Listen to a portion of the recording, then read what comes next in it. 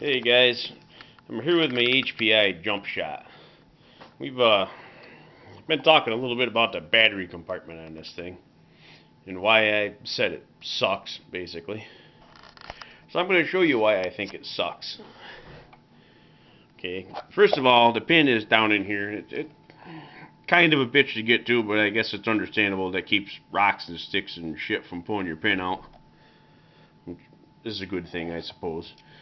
For how often you actually have to get in there and pull that pin, you can deal with it being a little difficult to get at. Okay, so moving beyond that, this is how far the door opens, which that's acceptable too, I guess. But look where they got the wire coming through here.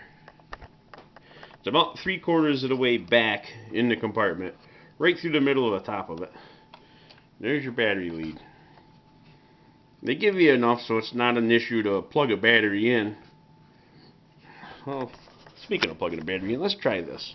Now, I don't have the right connector on this LiPo, and I don't really need it on there to demonstrate what I got to show you. This is a typical eBay LiPo. You see how the wires don't come straight out of the end? They're coming out of the corner. I've seen a lot of other off-brand batteries are like this too. And that's what a lot of us are running. Because some of us don't understand paying $100 for a 2S battery pack. I'm proud to be a member of that club. So we take our battery. Wait a minute. What the fuck?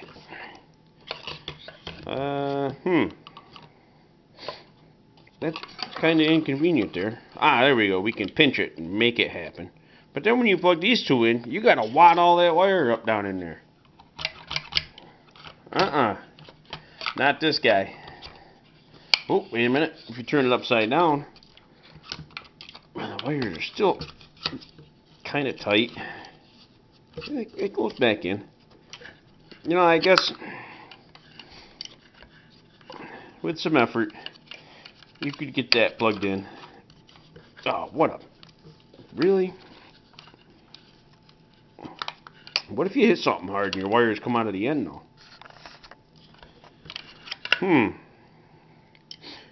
I just don't like it. You really got to abuse your wires. You can make it work, but I don't think that's not right. Totally disagree.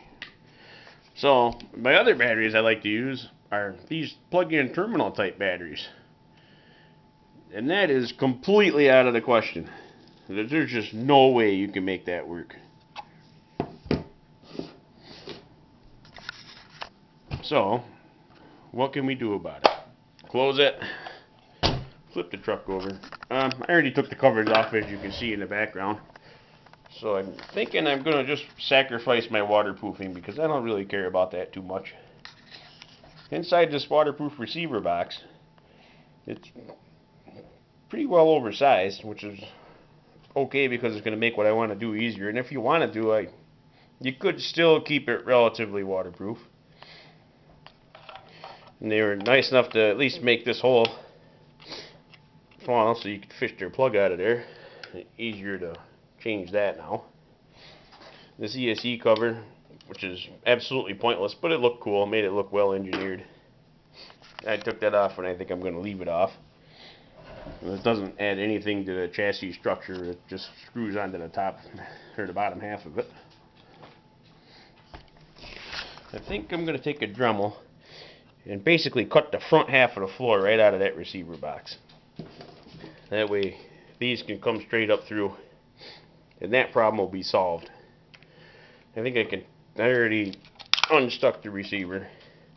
I'll reroute these wires a little bit and clean it up.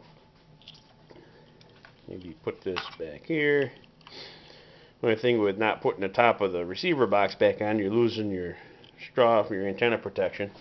So I'm thinking I'm going to put the antenna in the straw and just zip tie it to one of these chassis rails. Then it should work good enough. I guess I'm going to the garage to get the Dremel out. I'll show you what I decided on when I get done. Well, I had a little change of plans. Well, not a change of plans as much as just a better idea. I was going to come down here and get my Dremel out and just cut that out like I did. But In order to do that with a standard rotary tool type Dremel, you'd have to take that box out of the truck. There's just no way you'd get down in there with a cutting wheel and cut where you wanted to. As luck would have it, I got one of these oscillating Dremel Multimaxes. Man, it made it slick and easier than hell to do that. I wasn't sure how it would work on plastic. It was noisy, but there it is. Now I'm going to use my standard rotary Dremel and clean that up a little bit. Get rid of the burring and round it off so there's no sharp edges. But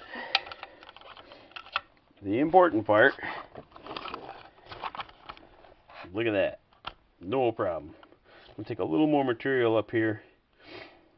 I think I'm going to put the covers back on. I'm just going to slide it. They had these wires going down and through and up into it, and I don't know. I don't like the servo and ESC wires being against the battery because of the way I treat stuff. I'm probably going to coil them up, make them nice and neat, and make slots just big enough in them covers for the wires to go through and plug them back in. It won't be completely waterproof, but it'll be pretty close. Then I'll be able to use the stock antenna tube rather than making that hokey half-assed thing where I was going to strap it to the frame rail. It'll look nice and clean the way it was intended to from the factory. It's a pretty easy mod, about a one beer job like usual. And when I get her done and buttoned up, I'm going to take this thing out and finally see what it does. I've never run this truck yet, and I'm already chopping it up. Gotta love it. Okay, so I had another little change of plans here. I wound up using this receiver box cover, but I cut most of it out. I wanted to reuse it just so I kept the stock antenna location, because I really didn't like the idea of zip tying a straw to the frame rail. It would have worked fine, but would have looked like shit. So I used my Dremel and I gutted that out. Got my receivers glued down in there, temporary rubbery glue.